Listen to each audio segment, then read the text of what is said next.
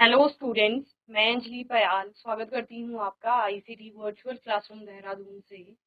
कैसे हैं आप सब लोग? उम्मीद करती हूँ आप सब लोग अच्छे होंगे और अपनी लाइफ में बहुत बेहतर कुछ कर रहे होंगे। आज हम बात कर रहे हैं क्लास 12th की केमिस्ट्री की, और जैसा कि आप लोग जानते हैं चैप्टर चल रहा है अल्कोहल, फिनॉल एंड ईथर। तो उसी में हम लोग आगे बात करेंगे। अल्कोहल की केमिकल प्रॉपर्टीज पर हम लोग बात कर रहे थे, ठीक है ना? तो उसी को लेकर आगे चलेंगे हम लोग। तो प्रिपरेशन पर बात हो गई थी लास्ट सेशन में, आपने कुछ केमिकल प्रॉपर्टीज देखी थी यहाँ पर, जिनमें से हमने बात की थी रिएक्शन विद मेटल की धातु के साथ अभिक्रिया होती है आपकी तो क्या बनता है। तो आपने बोला था मैम जो हमारा ये अल्कोहल होता है उसका नेचर कैसा है, वो आपका एसिडिक नेचर का है। तो जब वो आपका धातु के साथ अभिक्रिया करेगा तो हाइड्रोजन गैस निकलेगी आपके, और साथ में क्या बनेगा, एक यहाँ पर अल्कोक्साइड बन रहा था। सेम यहाँ पर फिनॉल की अभिक्रिया भी दे रखी है, क्योंकि उसमें भी OH ग्रुप है, तो वहां पर फिनॉक्साइड बन जाएगा, ठीक है ना। अल्कोहल के केस में अल्कोक्साइड बनता है, और फिनॉल के केस में आपका क्या बन जाता है, यहाँ पर फिनॉक्साइड बन जाता है। ओके, चलिए। एसिडिटी ऑफ अल्कोहल, एसिडिटी की बात कर रहे हैं। अल्कोहल की अम्लता किस प्रकार से होती है, किस प्रकार से प्रभावित होती है। तो यहाँ पर एसिडिटी ऑफ अल्कोहल पर हम लोग बात कर रहे थे कि अल्कोहलों की अम्लीयता किस प्रकार से होती है। तो the acidic character of alcohol is due to the polar nature of OH bond. और हाइड्रोक्सिल जो आपका ग्रुप है वो कैसा है, पोलर नेचर का है ना, ध्रुवीय प्रकृति का है, और उसी के कारण उसमें क्या आ रही है, एसिडिटी आ रही है। इससे पहले वाले में जब हमने पढ़ा कि मेटल के साथ आपका अल्कोहल की रिएक्शन हो रही, तो वहां पर भी आपने क्या बोला, अल्कोहल का जो नेचर है वो आपका एसिडिक नेचर है। तो एसिडिटी किस वजह से, एसिडिक नेचर किस वजह से है, तो वो आपका पोलर OH बॉन्ड की वजह से या पोलर OH ग्रुप की वजह से आपका क्या हो रहा है, यहाँ पर एसिडिटी देखने को मिल रही है। And electron releasing group increases electron density on oxygen tending to decrease the polarity of OH।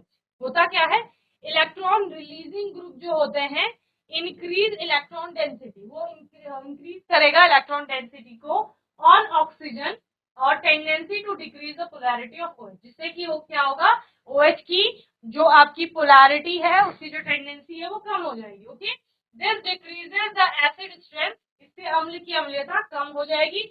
Hence acidic strength follow the order. तो देखो इसमें क्या देखने को मिल रहा है, उन्होंने क्या बोला, an electron releasing group increases electron density on oxygen tending to decrease the polarity of OH bond. This decreases the acidic strength या acid strength। सिंपल सी बात है कि अगर वहां पर एल्काइल ग्रुप्स आ रहे हैं, ठीक है ना, एल्काइल ग्रुप आपका क्या होगा, इलेक्ट्रॉन रिलीजिंग ग्रुप जिसे कहा जा रहा है, जिसके कारण ऑक्सीजन के पास आपका इलेक्ट्रॉन डेंसिटी बढ़ रही है, ठीक है ना। देखो ये आपका क्या है, मिथाइल अल्कोहल है, इसमें जो कार्बन है इस पर आपका क्या है, हाइड्रोजन लगे हुए हैं, तो एक ही CH3 ग्रुप है। इसकी बात आप कर रहे हो यहाँ पर, तो यहाँ पर क्या आ गया आपका, यहाँ पर R आ गया, एल्काइल समूह आ गया, जिनको आप इलेक्ट्रॉन रिलीजिंग ग्रुप हो, ठीक है। इलेक्ट्रॉन रिलीजिंग ग्रुप आ गया। अब ये क्या करेगा, यहाँ पर इलेक्ट्रॉन डेंसिटी को इंक्रीज कर देगा। इससे क्या होगा, अब decrease the polarity of OH की पोलैरिटी क्या हो जाएगी, कम हो जाएगी। और लास्टली क्या होगा, डिक्रीजेस दी एसिड स्ट्रेंथ, और एसिड स्ट्रेंथ क्या हो जाएगी, डिक्रीज हो जाएगी। सिंपल सा मीनिंग है कि जो ऑर्डर होता है ना एसिडिटी का, यहाँ पर वो क्या होता है, सबसे ज्यादा एसिडिक आपका मिथाइल अल्कोहल होगा, देन उससे कम आपका क्या होगा, जो प्राइमरी होगा, देन उससे कम सेकेंडरी होगा, देन उससे कम टर्शरी होगा। तो यही ऑर्डर आपको देखने को मिलेगा, समझ रहे हो। मिथाइल अल्कोहल आपका सबसे अधिक एसिडिक है, उससे कम एसिडिक है 1 डिग्री, उससे कम एसिडिक है 2 डिग्री, और सबसे कम है 3 डिग्री, ठीक है। तो क्वेश्चन इस तरह से भी आ सकता है कि मिथाइल अल्कोहल आपका अधिक अम्लीय क्यों है टर्शरी से, तो आप क्या कहेंगे, क्योंकि टर्शरी अल्कोहल में 3 एल्काइल ग्रुप आ गए, 3 इलेक्ट्रॉन रिलीजिंग ग्रुप आ गए, जिनकी वजह से ऑक्सीजन के पास इलेक्ट्रॉन डेंसिटी बढ़ गई है। ऑक्सीजन के पास इलेक्ट्रॉन डेंसिटी बढ़ गई है तो उससे OH की पोलैरिटी कम हो जाएगी, OH बॉन्ड की, और फिर उससे क्या होगा, लास्टली आपका जो एसिड स्ट्रेंथ है वो डिक्रीज कर जाएगी। सिंपल सी, ठीक है ना।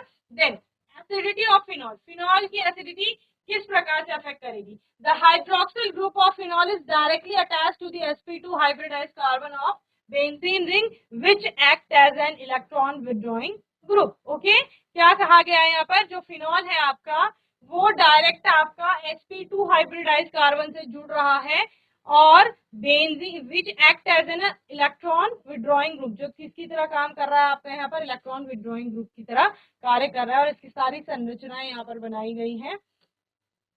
इसको हम फिनॉल वाले टॉपिक में कवर कर लेंगे अभी। नेक्स्ट है आपका एस्टरिफिकेशन। ये आपने लास्ट सेशन में देखा था। एस्टरिफिकेशन में क्या हो रहा था, अल्कोहल आपका कार्बोक्सिलिक एसिड से रिएक्ट करके एस्टर बना रहा था। सो अल्कोहल एंड फिनॉल बोथ। मैंने कोशिश की है कि इस वाली जो ये वाले जो आपके टॉपिक आ रहे हैं उनमें अल्कोहल और फिनॉल को आप एक साथ कोरिलेट करके पढ़ें, ठीक है ना। Alcohols and phenols both react with acids, acid chlorides and acid anhydride to form ester with carboxylic acids. Esterification is carried with little amount of concentrate H2SO4। तो क्या हो रहा है, अल्कोहल था, कार्बोक्सिलिक एसिड, एस्टर बन गया, साथ में वाटर आपका बना, ठीक है। Reaction with hydrogen halide, HX के साथ रिएक्शन होती है, तो alcohol reacts with HX to form alkyl halide. मैंने आपको बोला था हेलोएल्कीन की प्रिपरेशन में हमने ये रिएक्शन देखी थी, जहां पर आपका जो अल्कोहल है वो जब HX से यानी कि किसी हाइड्रोजन हैलाइड से रिएक्ट करेगा तो कोई हेलोएल्कीन आपका बनेगा, ठीक है ना। Reaction with PCl3 and PCl5, तो PCl3 के साथ ये जब रिएक्ट करता है तो आपका क्या बन रहा है, वहां पर एल्काइल क्लोराइड बन रहा है, साथ में H3PO3 बन रहा है। और वहीं पर जब PCl5 से करेगा तब आपका क्या बन रहा है, एल्काइल क्लोराइड, POCl3 और साथ में HCl। Same reaction with SOCl2, alcohol आपका SOCl2 से रिएक्ट करके क्या बनाएगा, फिर से एल्काइल क्लोराइड बना रहा है, साथ में sulphur dioxide and HCl। Okay, चलिए इन रिएक्शन को नोट कर लेंगे। चलिए, तो ये आपकी कुछ केमिकल प्रॉपर्टीज थी, ठीक है ना। नेक्स्ट है आपका डिहाइड्रेशन। डिहाइड्रेशन में आपका क्या होगा, H2O अलग हो जाएगा और क्या बनेगा, एल्कीन बनेगा, ठीक है ना। Alcohol undergo dehydration to form alkene on treating with a protic acid, example concentrate H2SO4, H3PO4 और Al2O3, ठीक है ना। तो ये प्रोटिक एसिड जो है इनकी प्रेजेंस में आपका अल्कोहल डिहाइड्रेशन में जाता है, और उसके बाद क्या होगा, डिहाइड्रेशन का मतलब आपका जल अलग हो जाएगा, निर्जलीकरण जिसे आप कह रहे हो, और एल्कीन आपका फॉर्म हो जाएगा, तो इसको डिहाइड्रेशन कहा जाता है। देन है आपका oxidation. Oxidation state of carbon bearing OH group is, यहाँ पर ये -2 ऑक्सीडेशन स्टेट दिखा रहा है, so it can be oxidize to aldehyde. Oxidation state आपकी क्या हो जाएगी, 0, and carboxylic acid oxidation state is +2 by use of suitable reagent. तो RCH2OH से एल्काइल जो अल्कोहल है उससे आपका एल्डिहाइड बना, फर्दर ऑक्सीडेशन में गया तो आपका कार्बोक्सिलिक एसिड यहाँ पर बन जाता है, ठीक है। चलिए नाइट्रेशन कराएंगे, तो नाइट्रोजन किसकी प्रेजेंस में होता है, HNO3 की प्रेजेंस में होता है, प्लस कॉन्सेंट्रेटेड H2SO4 भी रहता है। तो फिनॉल लिया, यहाँ पर पहले आपने डाइल्यूट HNO3 की प्रेजेंस में 298 केल्विन पर जब रिएक्शन कराई तो आपके ये दो प्रोडक्ट बनते हैं, ठीक है। और देन आपने कॉन्सेंट्रेटेड नाइट्रिक एसिड की प्रेजेंस में कराई तो आपका पिक्रिक एसिड बनता है, ठीक है। चलिए, तो यहाँ पर आपका इलेक्ट्रोफिलिक सब्स्टिट्यूशन का ये केस है। मेजर प्रोडक्ट आपका ये वाला बनता है और पैरा वाला आपका माइनर प्रोडक्ट आता है, ठीक है ना। हेलोजिनेशन है नेक्स्ट आपका। फिनॉल का हेलोजन की प्रेजेंस में रिएक्शन हो गया, हेलोजन के साथ रिएक्शन कराने पर आपका क्या बनेगा, पैरा प्रोडक्ट जो होगा मेजर होगा, यानी कि आपका क्या बन गया, यहाँ पर बताओ क्या होगा ये कंपाउंड, हेलोजन जुड़ गया है ना आपका फिनॉल के साथ, हेलो फिनॉल बनेंगे ना आपके, जैसे ये है तो ये ऑर्थोब्रोमोफिनॉल और वो पैराब्रोमोफिनॉल बन गया आपका। अब नेक्स्ट है आपका कॉलवेज रिएक्शन। नीम रिएक्शन इंपॉर्टेंट होती है। Phenol when treated with NaOH it gives phenoxide ion which is more reactive than phenol, ठीक है। ये आपकी फिनॉल की केमिकल रिएक्शन में आ रही हैं, तो इनको हम पहले तब करेंगे, पहले हम इसके जो मेथड ऑफ प्रिपरेशन है ना वो समझ लेते हैं। फिनॉल प्रिपरेशन ऑफ फिनॉल, सबसे पहले आपका फ्रॉम हेलोएरिन, हेलोएरिन से बनाया गया है, या फ्रॉम फिनॉक्साइड आयन भी आप इसको बोलते हैं। हेलोएरिन को आपका कन्वर्ट किया जाता है फिनॉक्साइड आयन में, एंड देन उससे आपको क्या बनता है, यहाँ पर फिनॉल बनता हुआ दिखता है। जो आपका हेलोएरिन है उसको पहले किसमें कन्वर्ट किया गया, फिनॉक्साइड में, और देन फिनॉक्साइड कन्वर्ट होता है किसमें, फिनॉल में, okay. So chlorobenzene is fused with NaOH at 623 Kelvin and 320 atmospheric pressure. Phenol is obtained by acidification of sodium phenoxide, ठीक है ना। तो क्या हो रहा है, क्लोरोबेंजीन को सोडियम हाइड्रोक्साइड के साथ रिएक्ट करवाया जा रहा है 623 केल्विन टेम्परेचर और 300 एटॉमिक प्रेशर, जो एटमॉस्फेरिक प्रेशर है उस पर। उसके बाद क्या हो रहा है यहाँ पर, उसके बाद आपका सोडियम फिनॉक्साइड आयन बनता है। देन वो फिनॉक्साइड आयन का यहाँ पर एसिडिफिकेशन हो रहा है, जिसके बाद हमें फिनॉल प्राप्त हो रही है। क्लियर है? चलिए नोट करेंगे इसे। Next, from diazonium salt. देखिए समझिए, हेलोएरिन से हमने ये बनाया, ठीक है ना। पहली प्रिपरेशन क्या है हमारी, हेलोएरिन। हेलोएरिन से हमने क्या किया, क्लोरोबेंजीन लिया है जैसे यहाँ पर, उसको हमने NOH के साथ रिएक्ट कराया 623 केल्विन और 300 एटमॉस्फेरिक प्रेशर पर, आपका फिनॉक्साइड आयन बनता है। फिनॉक्साइड आयन को फर्दर एसिडिफिकेशन के बाद हम फिनॉल में कन्वर्ट कर देते हैं।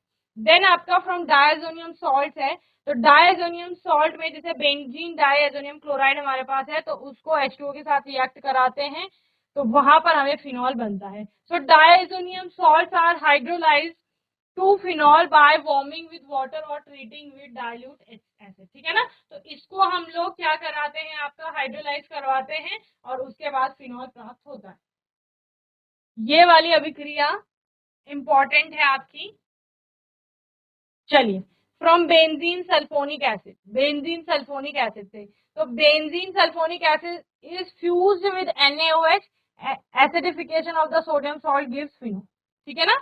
तो यहाँ पर क्या हो गया आपका, देखो आपके पास बेंजीन था, ओलियम की प्रेजेंस में रिएक्शन कराई, बेंजीन सल्फोनिक एसिड प्राप्त हुआ, इसको फर्दर आपका NaOH से रिएक्ट कराया, एसिडिफिकेशन जिसका आप कह रहे हो सोडियम सॉल्ट का, देन आपका वहां क्या बन गया, फिनॉल बन गया। ओके, फ्रॉम क्यूमिन, क्यूमिन से आपका क्या बनता है, फिनॉल बनता है, साथ में आपको वहां पर एसीटोन भी बनता हुआ दिख रहा है। इसको इंडस्ट्रियल मेथड भी आपका कहा जाता है, क्या कहा जाता है,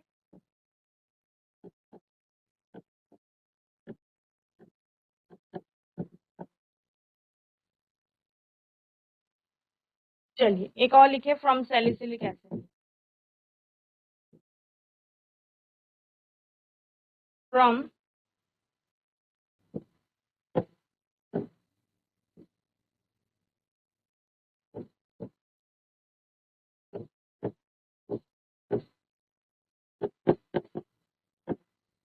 सैलिसिलिक एसिड का मतलब क्या है, बेंजीन रिंग पर OH COH, ठीक है ना, ऑर्थो हाइड्रोक्सी बेंजोइक एसिड। इसकी अभिक्रिया NaOH के साथ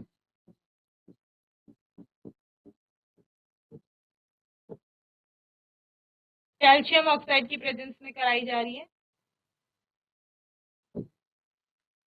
तो हमें मिल जाता है फिनॉल प्लस Na2CO3 और साथ में हाइड्रोजन बच गया ना, तो H2O बन गया, ठीक है। तो सैलिसिलिक एसिड से भी आपका फिनॉल को प्राप्त किया जाता है, जब सैलिसिलिक एसिड की अभिक्रिया जो है वो सोडियम हाइड्रोक्साइड के साथ कराई जा रही है कैल्शियम ऑक्साइड की प्रेजेंस में, तो यहाँ पर फिनॉल हमें प्राप्त हो रहा है, साथ में सोडियम कार्बोनेट और वाटर भी। चलिए नाउ फिजिकल प्रॉपर्टीज पर बात करते हैं। Alcohols and phenols both are water soluble. Alcohol और फिनॉल क्या होते हैं, आपके वाटर सॉल्युबल हैं due to their ability to form hydrogen bond with water. Alcohol के केस में भी आपने यही पढ़ा था ना कि जो हमारा क्या होता है, एल्कोहल है वो वाटर सॉल्युबल है, क्यों, क्योंकि वो हाइड्रोजन बॉन्डिंग कर रहा है वहां पर।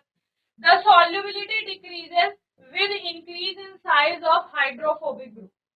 सॉल्युबिलिटी कैसे डिक्रीज होती है आपकी, जब आपका वहां पर हाइड्रोफोबिक जो ग्रुप होगा उसका साइज बढ़ता जाएगा। या आपने क्या बोला था, जैसे जैसे हम लोअर टू हायर एल्कोहल्स की तरफ चलते हैं उस तरह से भी आपका क्या हो रहा था, सॉल्युबिलिटी डिक्रीज हो रही थी। Due to the same reason their boiling points are also greater than corresponding compounds of similar molecular mass except carboxylic acid. Okay, due to the same reason, same reason क्या है, hydrogen bonding. उस hydrogen bonding के ही कारण जो आपके alcohol या phenol हैं उनके जो बॉइलिंग पॉइंट्स हैं वो अधिक हैं as compare to their corresponding other compound. यानी कि समझो, आपके पास एक अल्कोहल है और एक आपके पास हाइड्रोकार्बन है, कोई एल्केन है सपोज, समझ रहे हो, तो वो एल्केन और वो अल्कोहल का जो मॉलिक्यूलर मास है वो नियरली आसपास है, आप बोल सकते हो, यानी कि बराबर है, तो उन दोनों में बॉइलिंग पॉइंट का डिफरेंस आपको देखने को मिलेगा, यानी अल्कोहल जो है उनके बॉइलिंग पॉइंट हाई होंगे। और क्यों हाई होंगे? क्योंकि उनमें हाइड्रोजन बॉन्डिंग प्रेजेंट, ओके, उसकी वजह से। They are polar and protic in nature, वो कैसे होते हैं? ध्रुवीय प्रकृति के होते हैं। बस ये आपके पॉइंट है जो अल्कोहल के लिए भी आए हैं और फिनॉल के लिए भी आए हैं। अगर आप पर्टिकुलरली फिनॉल के केस में देखेंगे, अगर आप पर्टिकुलरली फिनॉल के केस में भी देखेंगे, तब भी आपको क्या क्या बताना है? आपको ये तो बताना है, फिजिकल स्टेट की बात करेंगे, है ना, बॉइलिंग पॉइंट की बात करेंगे, तो वही हो रहा है, बॉइलिंग पॉइंट आपका वेरी करेगा अलग अलग फिनॉल का, लेकिन उनके जो संगत जो भी उनके कंपाउंड्स हैं अदर, उनसे उनका क्या होगा? बॉइलिंग पॉइंट अधिक होगा। समझ रहे हो? चलिए एक लिख लो यहाँ पर,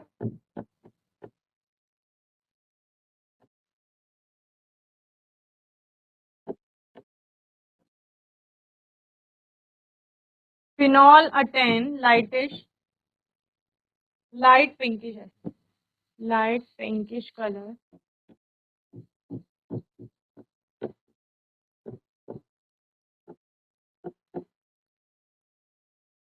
light pinkish colour on exposure to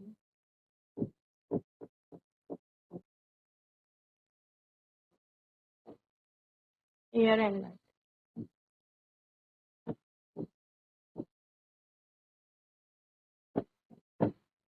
ठीक है, चलिए आप समझिए केमिकल प्रॉपर्टीज, ये आपकी जैसे केमिकल प्रॉपर्टीज, यहाँ पे फिनॉल का सोडियम से रिएक्शन होकर सोडियम फिनॉक्साइड आयन बना रहा है, ठीक है, यानी फिनॉल रिएक्शन विद मेटल के अंतर्गत आप ये पढ़ सकते हैं।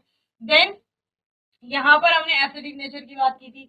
देन यहाँ पर आपका फिनॉल की नेक्स्ट रिएक्शन जो थी वो नाइट्रेशन वाली थी। नाइट्रेशन में आपने क्या देखा कि जब डाइल्यूट HNO3 से हो रहा है तो आपको क्या मिल रहा था? ऑर्थो नाइट्रो फिनॉल जो मिल रहा था वो मेजर प्रोडक्ट में मिल रहा था, और माइनर में आप क्या बोल रहे थे? जो पैरानाइट्रोफिनॉल आपका है। वही नाइट्रेशन में आपने दूसरा देखा, जब कॉन्सेंट्रेट HNO3 के साथ इसकी रिएक्शन होती है in presence of concentrate H2SO4, वहां आपने डाइल्यूट की बात की थी या कॉन्सेंट्रेशन की बात की है? यानी कि देखो समझिए, पिक्रिक एसिड को बनाने की अभिक्रिया भी आपको पूछी जाती है कि पिक्रिक एसिड कैसा बनेगा। तो फिनॉल का नाइट्रेशन होता है जब, तब आपका पिक्रिक एसिड बनता है। और इस केस में नाइट्रेशन की दो अभिक्रियाएं हैं ना, एक में आपने डाइल्यूट लिया है, तनु लिया है आपने, आपका जो भी एसिड है, जो भी क्या HNO3 लेते हो ना नाइट्रेशन में, ठीक है ना, और दूसरा कॉन्सेंट्रेटेड HNO3 लिया है, वो दोनों स्थान पर नाइट्रेशन रहा है। बस आपने एक जगह पर आपने डाइल्यूट लिया है और दूसरी जगह आपने क्या लिया? कॉन्सेंट्रेटेड लिया है। तो जब ये आपने कॉन्सेंट्रेटेड लिया है तब आपका पिक्रिक एसिड बन रहा है। उसके साथ साथ आप H2SO4, नाइट्रेशन की बहुत सारी रिएक्शन ऐसी है जहां आपको देखने को मिलेगा नाइट्रेशन जो हो रहा है वो H2SO4 की प्रेजेंस में होता है। समझ रहे? यानी H2SO4 भी आप वहां पर यूज करेंगे। चलिए, देन हेलोजिनेशन पर हम लोगों ने बात की थी कि इलेक्ट्रोफिलिक सब्स्टिट्यूशन यहाँ पर देखने को मिल रहा था बेंजीन में। और दूसरा, जब फिनॉल का हेलोजिनेशन होगा तो उस पर आपका ऑर्थो और पैरा जो पोजीशंस है वहां पर हेलोजन का अटैक होता है, ठीक है ना। हेलोजन आपका अटैक करेगा कहाँ? ऑर्थो पर और पैरा पर। और आपको पता है पैरा प्रोडक्ट आपका क्या है? मेजर प्रोडक्ट है इस केस में, okay. Then Kolbe's reaction हम बात कर रहे थे, फिनॉल से आपका यहाँ पर ऑर्थो हाइड्रोक्सी बेंजोइक एसिड आपको प्राप्त हो रहा है, जिसको हमने क्या बोला था? सैलिसिलिक एसिड भी बोला, ओके। चलिए नेक्स्ट है और भी इंपॉर्टेंट, रीमर टीमन रिएक्शन, जहां पर सैलिसिल एल्डिहाइड आपका बनेगा। जो आपका फिनॉक्साइड आयन है यहाँ पर, ये आपका CHCl3 से, फिनॉल जो है CHCl3 से रिएक्ट करेगा, इंटरमीडिएट आएगा, देन आपका सैलिसिल एल्डिहाइड यहाँ पर बनेगा। ये रीमर टीमन की रिएक्शन है। On treating phenol with CHCl3, phenol का CHCl3 के साथ अभिक्रिया कराई जाती है in the presence of NaOH, sodium hydroxide की प्रेजेंस में, CHO group is introduced at ortho position of benzene ring. CHO group, aldehyde group जो है वो इसकी ऑर्थो पोजीशन पे चला जाएगा, और यही आपका क्या है? सैलिसिल एल्डिहाइड है, या ऑर्थो हाइड्रोक्सी बेंजल्डिहाइड भी इसको कहा जाता है। Next reaction of phenol with zinc dust. तो जिंक डस्ट से जब आपका ये अभिक्रिया करता है तो बेंजीन बनाता है, okay. Phenol is converted to benzene on heating with zinc dust.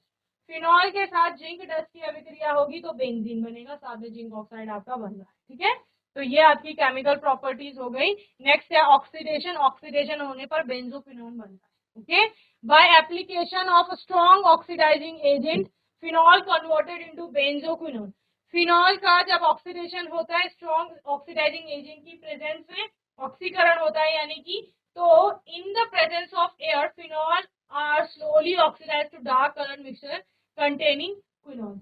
यानी फिनॉल क्या हो रहा है, ऑक्सीजन की प्रेजेंस में ऑक्सीकृत हो रहा है धीरे धीरे, जिसका कलर आप बोल रहे थे ना पहले पिंकिश सा कलर आ रहा है, लेकिन अगर वो बहुत ज्यादा एक्सपोजर में रहेगा तो वो काला रंग का हो जाएगा, डार्क कलर हो जाएगा। और वो किसके कारण है, वो क्विनोन की प्रेजेंस के कारण है। तो सिंपल सी बात है, फिनॉल ऑक्सीकृत होकर के आपका बेंजोक्विनोन देता है। तो क्या क्या रिएक्शन पड़ी, कुछ बनाने की अभिक्रियाएं पड़ी फिनॉल को, है ना, कहाँ कहाँ से, बेंजीन डायजोनियम क्लोराइड से आपका बना, और यहाँ पर आपने देखा हेलो एरीन से आप लोगों ने बनाया। तो इस तरह से बेंजीन को बनाने की भी अभिक्रियाएं हैं, और उससे उसकी केमिकल जो रिएक्शन है उनके अंतर्गत भी हमने इतनी सारी रिएक्शन पढ़ी। आने वाले सेशन में कुछ हम लोग इम्पोर्टेंट कंपाउंड्स के बारे में बात करेंगे, अल्कोहल और फिनॉल के जो भी कंपाउंड है यहाँ पर आपके सिलेबस में। और कोई डाउट होगा, क्वेश्चन होगा तो आप लोग पूछ लेंगे। और तब तक के लिए आईसीटी वर्चुअल क्लासरूम से जुड़ने के लिए धन्यवाद।